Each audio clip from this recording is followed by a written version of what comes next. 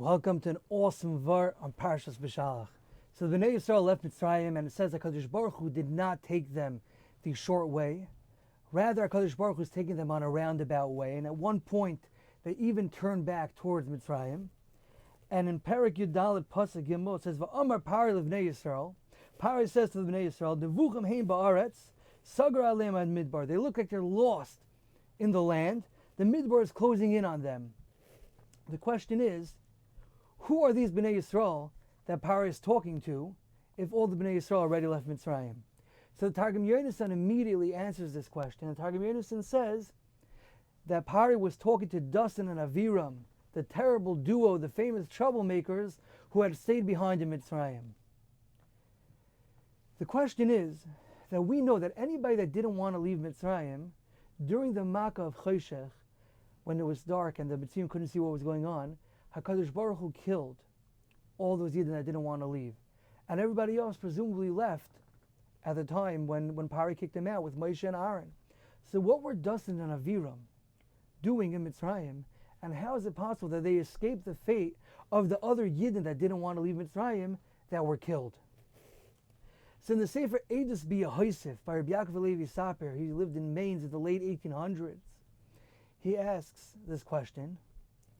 And he answers that if you look earlier on in the parashas, Moshe Rabbeinu always asked Pari, not if they could leave permanently, but if they could leave for 3 days. And what happened?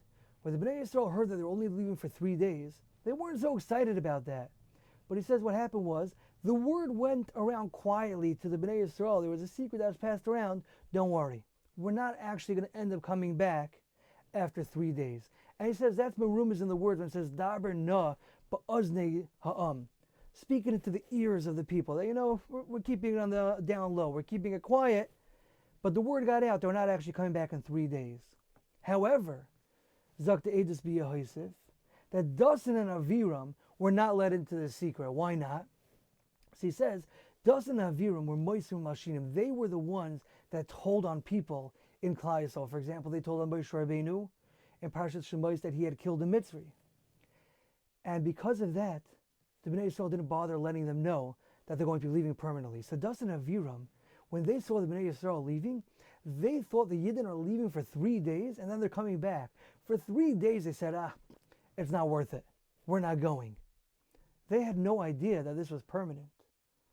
And because of that, they were around for Pari to tell them, it looks like the Bnei Yisrael are lost in the Midbar. Let's run after them. Why weren't they killed with the other Yidden who didn't leave Mitzrayim?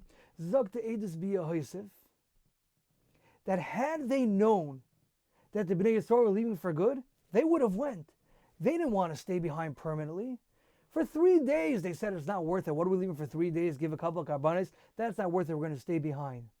But had they known it was permanent, had they been let in on the secret, they actually would have left. Because of that, they were not killed during Makas Bechoros, because they actually would have left Mitzrayim.